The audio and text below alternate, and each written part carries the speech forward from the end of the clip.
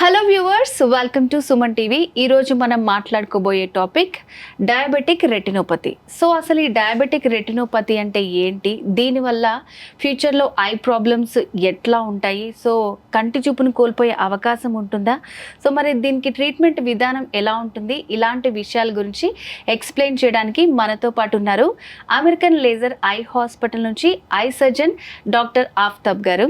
నమస్తే doctor. So doctor గారు, first of all అసలు కొంచెం డయాబెటిక్ రెటినోపతి, సో డయాబెటిక్ తెలుసు మనకి, ఐలో వచ్చే ప్రాబ్లమ్స్ అన్నీ కూడా తెలుసు. సో ఈ డయాబెటిక్ రెటినోపతి అంటే ఏంటి, దాని గురించి ఎక్స్ప్లెయిన్ చేస్తారా? సో డయాబెటిక్ రెటినోపతి అంటే మనకి డయాబెటీస్ వల్ల కంట్లో అందరికన్నా ఎన్ని మార్పులు వస్తాయి, దానికన్నా ముఖ్యమైన మార్పు మనకి డయాబెటిక్ రెటినోపతియే. అంటే రెటీనా అనేది ఒకటి కంటికి సంబంధించి వెనక భాగంలో ఉన్న నరం. రెటీనా అనే వల్ల మనిషికి చూపు అనేది ఉంటుంది, దానివల్ల చూపు మ్యాక్సిమం మనకి బేసే ఉంటుంది. సో డయాబెటీస్ వల్ల ఎప్పుడైతే మనకి రెటీనాలో ఉన్న చిన్న చిన్న రక్త కణాలు అంటే బ్లడ్ వెజల్స్కి మన ప్రభావం స్టార్ట్ అవుతుంది, అది చిట్లిపోయి మనకి బ్లడ్ లీక్ అవడం స్టార్ట్ అవుతుంది, దానివల్ల మనకి కంటి నరం మధ్యలో భాగంలో మనకి వాపు రావడం స్టార్ట్ అవుతుంది. ఇలాంటి స్టేజెస్ కండిషన్కి మనకి డయాబెటిక్ రెటినోపతి అంటాం. దీనిలో చాలా స్టేజెస్ ఉంటాయి, బట్ ఇలా మనకి మొదలవుతుంది. సో డాక్టర్, అంటే ఇది ఖచ్చితంగా షుగర్ ఉన్న వాళ్ళకి, డయాబెటిక్ పేషెంట్స్కి మాత్రమే వచ్చే ఛాన్సెస్ ఉన్నాయంటారా? డయాబెటిక్ రెటినోపతి మాత్రం డయాబెటీస్ ఉన్న పేషెంట్స్కే వస్తుంది. సో చాలాసార్లు ఏమవుతుందంటే పేషెంట్స్కి డయాబెటీస్ ఉన్నట్టు తెలియదు, మందులు వాడట్లేదు. మన దగ్గర వచ్చినప్పుడు మనం రెటీనా చూసి స్క్రీనింగ్ చేసినప్పుడు మీకు డయాబెటీస్కి సంబంధించి మార్పులు రెటీనాలో ఉంది, ఒకసారి షుగర్ చేయించుకోండి, చెక్ చేయించుకోండి అనేసరికి అప్పుడు డయాబెటీస్ వాళ్ళకు ఉన్నట్టు మనకి బయటపడుతుంది. సో డయాబెటిక్ రెటినోపతి డయాబెటీస్ వల్లనే మనకి వస్తుంది. ఓకే. సో అంటే ఒకవేళ మీరు చెప్పినట్టు నిజంగా చాలా మందికి తెలియదు, వాళ్ళు నెగ్లెక్ట్ చేస్తారు. సో దానివల్ల ఏంటి, ఫ్యూచర్లో కంటి చూపుని కోల్పోయే ఛాన్సెస్ ఏమైనా ఉంటాయంటారా? ఖచ్చితంగా ఉంటాయండి. డయాబెటీస్ వచ్చిన తర్వాత మామూలుగా షుగర్ ఎక్కువైపోతుంది, దానికోసం మందులు వాడాలి, కంట్రోల్ అవ్వట్లేదు, ఆ భయం ఉంటుంది. కానీ అందరి దగ్గర కన్నుకి కూడా దానివల్ల ఎఫెక్ట్ అవుతుంది అనేది అవగాహన చాలా మందికి, చాలా పేషెంట్స్ దగ్గర లేదు. అది ఎడ్యుకేటెడ్ పేషెంట్స్ ఉన్న కానీ ఒక 3 టైర్ సిటీస్లో ఉండే వాళ్ళకి మనకి ఆ నాలెడ్జ్ ఉండొచ్చు, బట్ అందరికీ ఉండాలని రూల్ లేదు.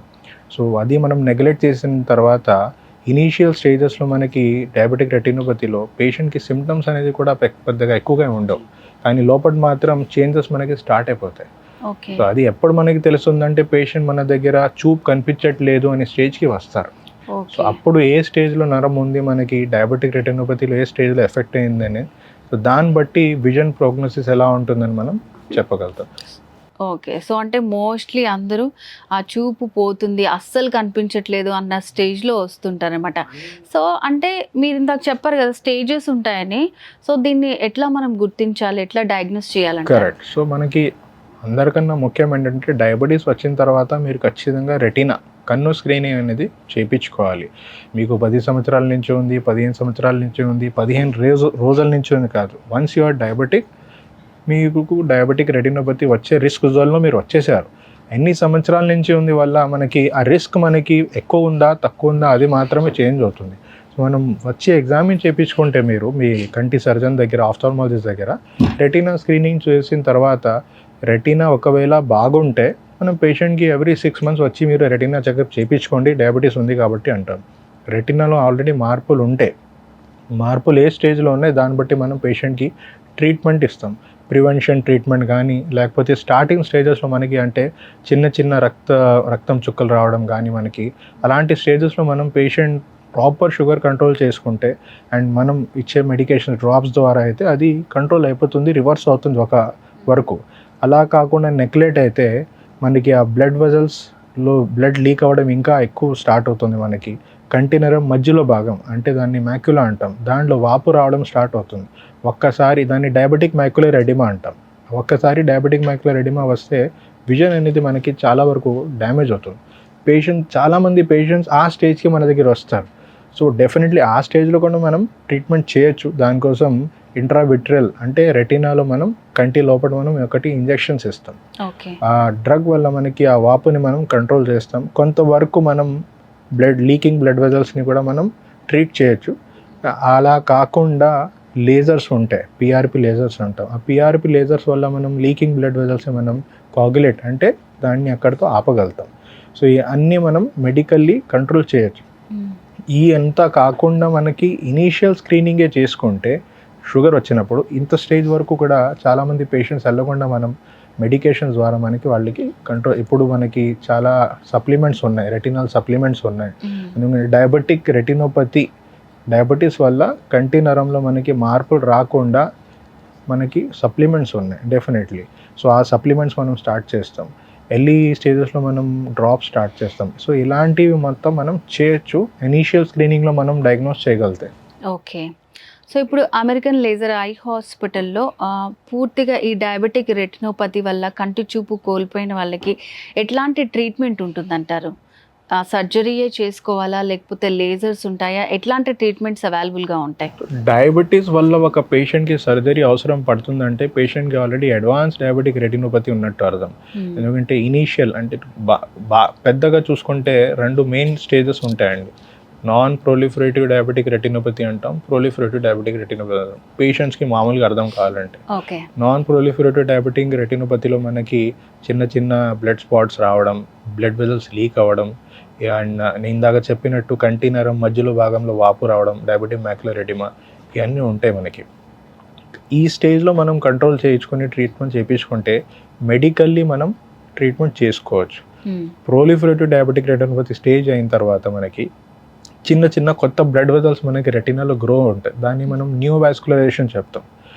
ఈ ఇంకా ఫ్రెజైల్ ఉంటాయి, అంటే మామూలుగా మనం ముందుగా నుంచి ఉన్న రక్త కణాల కన్నా ఇది ఇంకా ఈజీగా బ్లీడ్ అవుతాయి మనకి. సో ఆ బ్లీడ్ అయినప్పుడు మనం ఇందాక చెప్పినట్టు లేజర్ చేయొచ్చు, పిఆర్పి. ఆ లీకింగ్ బ్లడ్ వెల్స్ మనం ఆపగలుగుతాం. ఒక్కసారి ఈ స్టేజ్ దాటిపోతే అడ్వాన్స్ డయాబెటిక్ రెటినోపతి అంటాం. ఇక్కడ ఏమవుతుంది, మనకి పేషెంట్కి సర్జరీ అవసరం పడుతుంది ఖచ్చితంగా. ఎందుకంటే మనకి ఎక్కువగా బ్లీడింగ్ స్టార్ట్ అయ్యి మనకి మొత్తం లోపల బ్లడ్ కలెక్ట్ అయ్యే అవకాశం ఉంటుంది. దానివల్ల విజన్ సడన్గా డ్రాప్ అయి ఉంటుంది, దాన్ని విట్రస్ హెమరేజ్ అంటాం. అలా కాకుండా రెటినల్ డిటాచ్మెంట్ అయ్యే అవకాశం ఉంది. రెటినల్ డిటాచ్మెంట్ అంటే మనం నరం కట్టే అవకాశం ఉంటుంది. సో అడ్వాన్స్ డయాబెటిక్ రెటినోపతి సర్జరీలో కూడా మనం ట్రీట్మెంట్ చేయగలుగుతాం, సర్జరీ చేయగలుగుతాం. కానీ ఎర్లీగా ట్రీట్మెంట్ చేసినప్పుడు విజన్ మనకి ఎలా ప్రోగ్నోసిస్ ఉంటుంది, అడ్వాన్స్ స్టేజెస్లో విజన్ ప్రోగ్నోసిస్ అంత స్ట్రాంగ్గా ఉండదు, చాలా పూర్ అయిపోతుంది విజువల్ ప్రోగ్నోసిస్ మనకి. సో డాక్టర్ గారు, కొన్ని హాస్పిటల్స్లో ఏంటంటే ట్రీట్మెంట్ ఒక దగ్గర ఉంటుంది, టెస్ట్లు ఒక దగ్గర ఉంటాయి, సో ఇట్లా మెడికేషన్ మళ్ళీ వేరే దగ్గర ఉంటుంది. సో మరి ఈ అమెరికన్ లేజర్ ఐ హాస్పిటల్లో టెస్ట్లు అండ్ ట్రీట్మెంట్ ఇవన్నీ మనకి ఏవేవి అవైలబుల్గా ఉన్నాయంటారా? మన దగ్గర అన్నీ we have under the one roof. మనకి పేషెంట్ ఎంటర్ అవ్వగానే తర్వాత నుంచి మనకి ఇనీషియల్ ఐ స్క్రీనింగ్ కానీ, రెటినా స్క్రీనింగ్ కానీ, దానికి సంబంధించి మిషనరీ కానీ, ఎక్విప్మెంట్ కానీ, దాని తర్వాత వేరే ఏదైనా డయాగ్నోస్టిక్ ఎక్విప్మెంట్స్, ఓసిటీ కానీ, మిగతా ఏదైనా ఎక్విప్మెంట్స్ కానీ అన్నీ మనకి ఒకే రూఫ్ కింద ఉంటుంది. అండ్ దాని తర్వాత కూడా ఏదైనా మనకి మెడికల్ ట్రీట్మెంట్ కావాలన్నా, ఎటువంటి ట్రీట్మెంట్ కావాలన్నా మనకి all we have under the same roof. Even వాళ్ళకి సంబంధించి మెడికేషన్స్ కానీ అన్నీ అవైలబుల్ ఉంటాయి మన దగ్గర అండి. సో ఇంకా అడ్వాన్స్ ట్రీట్మెంట్స్ ఏమేమి అవైలబుల్గా ఉన్నాయంటారు? రెటీనా వచ్చేసరికి డయాగ్నోస్టిక్ ఎక్విప్మెంట్ చాలా మనకి ఇంపార్టెంట్ రోల్ ప్లే చేస్తుంది. ఎందుకంటే డయాగ్నోసిస్ ఇంపార్టెంట్. డయాగ్నోసిస్లో మనం క్లినికల్గా చూస్తాం, కాదని కాదు. క్లినికల్గా చూసిన తర్వాత ఇప్పుడు మనకి బ్రెయిన్కి సంబంధించి ఎంఆర్ఐ ఉన్నాయి, సిటీ స్కాన్ ఉన్నాయి. అలాగా రెటీనాకి సంబంధించి చాలా స్కానింగ్ మిషన్స్ ఉన్నాయి. దాన్ని ఓసిటీ అంటాం, ఫండస్ ఫ్లోరోసెంట్ యాంజియోగ్రఫీ అంటాం, ఫండస్ ఫోటోగ్రఫీ అనే ఎక్విప్మెంట్ వాడతాం. ఈ అన్ని మిషనరీ వల్ల మనకి ఒకటి పేషెంట్కి ఎక్స్ప్లెయిన్ చేయడం చాలా ఈజీ అయిపోతుంది. వాళ్ళకి మనం ఫొటోస్ తీసి స్కాన్ చేసి మనం ఎక్స్ప్లెయిన్ చేయగలుగుతాం, మీ కంట్లో ఇది ప్రాబ్లం ఉంది, ఫలానా ట్రీట్మెంట్ అవసరం ఉంది.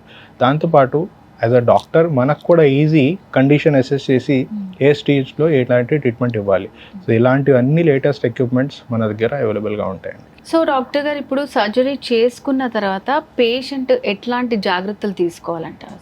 సర్జరీ అయిన తర్వాత, రెటినల్ సర్జరీ అయిన తర్వాత జాగ్రత్తలు అంటే మనకి పేషెంట్ బేసిక్గా మనకి ఒక స్లీపింగ్ పొజిషన్ చేంజ్ అవుతుంది కొన్ని రోజులకి. ఎందుకంటే మనం రెటీనాలో సర్జరీ చేస్తున్నాం అంటే ఇందాక చెప్పినట్టు అది అడ్వాన్స్ స్టేజ్. ఐదర్ కంట్లో మొత్తం మీకు బ్లీడింగ్ అయింది, లేకపోతే రెటీనా డిటాచ్ అయ్యింది. అలాంటి కండిషన్స్లో మనం డయాబెటిక్ రెటినోపతి వల్ల సర్జరీ చేస్తాం. అది చేసినప్పుడు పేషెంట్కి కొంచెం స్లీపింగ్ పొజిషన్ చేంజ్ అవుతుంది. ఎందుకంటే మనం ఆయిల్ పెడతాం దాంట్లో రెటీనాలో, సో అట్రాక్షన్ కింద యాక్ట్ చేస్తుంది అది మనకి. దానివల్ల మనం పేషెంట్కి స్లీపింగ్ పొజిషన్ కానీ, హెవీ వెయిట్ ఎత్తడం కానీ, స్ట్రెయిన్ ఎక్కువ అవ్వకుండా, ఎక్కువ మనకి బేసిక్లీ హెవీ కైండ్ ఆఫ్ మనకి బాడీ మీద స్ట్రెయిన్ పడకుండా ఇలాంటివన్నీ జాగ్రత్తలు ఖచ్చితంగా కొన్ని రోజులు రికవరీ వరకు ఉంటుంది. అండ్ అందరికన్నా important change your life style. Okay. Life style దానివల్ల మనకి షుగర్ లెవెల్స్ కంట్రోల్ అవ్వాలి. So that is very very important. మనం ఏం ట్రీట్మెంట్ చేసినా ట్రీట్మెంట్ పని చేయాలంటే మీ షుగర్ లెవెల్స్ కంట్రోల్లో ఉండాలి. సో డాక్టర్ గారు, ఫైనల్గా ఇప్పుడు డయాబెటీస్ ఉన్న వాళ్ళందరికీ మీరు ఇచ్చే అడ్వైజ్ ఏంటి? సో వాళ్ళు ఎప్పుడెప్పుడు చెకప్లు చేయించుకోవాలి, దాని గురించి చెప్తా. చాలా సింపుల్ స్టెప్స్ అండి. మొదటి, మీరు డయాబెటిక్ అనేది ఒక్కసారి మీరు డయాగ్నోస్ అయితే అన్ని ఆర్గన్స్ని సిమిలర్ ఇంపార్టెన్స్ ఇవ్వాలి. చాలామంది ఐకి మనం లాస్ట్ ఇంపార్టెన్స్ ఇస్తాం, పట్టించుకుని, ఎందుకంటే అవగాహన లేదు. అన్ని ఆర్గన్స్కి ఈక్వల్ ఇంపార్టెన్స్ ఇచ్చి స్క్రీనింగ్ అనేది కంపల్సరీ చేయించుకోవాలి. ఆ స్క్రీనింగ్లో ఐ కూడా ఒక భాగం ఉండాలి. అయిన తర్వాత మనకి ఆఫ్థాల్మాలజిస్ట్ దగ్గర కంపల్సరీ వెళ్ళి స్క్రీనింగ్ చేయించుకోవాలి. మీ షుగర్ లెవెల్స్ అనేది చాలా కంట్రోల్గా ఉండాలి. షుగర్ లెవెల్స్ కంట్రోల్గా ఉంటే ఎంతో కొంత మీరు డయాబెటిక్ రెటినోపతి నుంచి సైడ్లో మీరు సేవ్ అవ్వచ్చు. డెఫినెట్లీ రిస్క్లో ఉంటారు, కానీ మీరు దాని నుంచి సేవ్ అయ్యే అవకాశం ఉంటుంది. So regular screening, proper blood sugar control, lifestyle కొంచెం చేంజ్ చేసుకోవాలి. And that secondly, diabetic retinopathy ఉంటే డయాగ్నోస్ అయితే మన దగ్గర ఎర్లీ డయాగ్నోసిస్ చేస్తే మనం ఎర్లీ ట్రీట్మెంట్ చేయగలుగుతాం. సో ఎర్లీ ట్రీట్మెంట్ అయితే మనం విజన్ని కాపాడుకోగలుగుతాం. సో చాలా basic 3 steps: proper regular screening, proper blood sugar level control and early treatment. ట్రీట్మెంట్లో ప్రివెన్షన్ చాలా ముఖ్యమైన భాగం. ప్రివెన్షన్ చేసుకుంటే మనకి సర్జరీ దాకా వెళ్ళాల్సిన అవసరం లేదు. సో డాక్టర్, ఇప్పుడు డయాబెటిక్ ఉన్న వాళ్ళకే ఈ రెటినోపతి ప్రాబ్లమ్స్ అనేవి వస్తుంటాయా, లేకపోతే బీపీ ఇలా ఉన్నా కూడా మనకి స్ట్రెస్ వల్ల ఐ మీద ప్రభావం చూపిస్తుంది అంటారా? ఖచ్చితంగా అండి. బీపీ వల్ల, అంటే హైపర్ టెన్సివ్ రెటినోపతి కూడా అంటాం. హైపర్ టెన్షన్ అంటే బీపీ. హైపర్ టెన్షన్ వల్ల కూడా మనకి రెటినాలో చేంజెస్ వస్తాయి. డిఫరెన్స్ ఏంటంటే, ఒక 10 పేషెంట్స్ రెటినా ప్రాబ్లమ్ వస్తే దాంట్లో ఒక 5 to 60% పేషెంట్స్ డయాబెటిక్ రెటినోపతి వల్ల ఉంటారు. మిగతా 30 to 40% patients remaining all retina ఇష్యూస్తో ఉంటారు. దాంట్లో హైపర్టెన్సివ్ రెటినోపతి కూడా ఒక భాగమే. దానివల్ల కూడా మనకి విజన్ అనేది డ్యామేజ్ అవుతుంది. బట్ నాట్ అంత డయాబెటిక్ రెటినోపతిలో మనకు ఉన్న డిసడ్వాంటేజ్, పోయిన చూపు ఒక స్టేజ్ తర్వాత మనం తీసుకురాలేం. అందుకని early diagnosis is the main role here మనకి. హైపర్టెన్షన్ రెటినోపతి కాకుండా ఇప్పుడు చాలామందికి ఇప్పుడు లైఫ్ స్టైల్ వల్ల కొలెస్ట్రాల్ అనేది ఒక ప్రాబ్లం. అంటే మనకి ఫ్యాట్ ఎక్కువ బ్లడ్ వెజల్స్లో కలెక్ట్ అయిపోయి కొలెస్ట్రాల్ ఉంటే మనకి దానివల్ల కూడా రెటినాకి మనం ఎఫెక్ట్ ఉంటుంది. మనకి చిన్న చిన్న బ్లడ్ వెజల్స్ చాలా ఫ్రెజైల్గా ఉంటాయి కంటిన్యూలో, దానిలో బ్లడ్ అబ్స్ట్రక్షన్ అవ్వచ్చు మనకి. సో ఇలాంటివి ఇష్యూస్ కూడా మనం కొలెస్ట్రాల్ హైపర్ లిపిడేమియా అంటాం, దానివల్ల కూడా రావచ్చు. అండ్ సమ్వేర్ కన్ను అనేది ఒక విండోలో యాక్ట్ చేస్తుంది మనకి బాడీలో ఉన్న పెద్ద పెద్ద ప్రాబ్లమ్స్కి.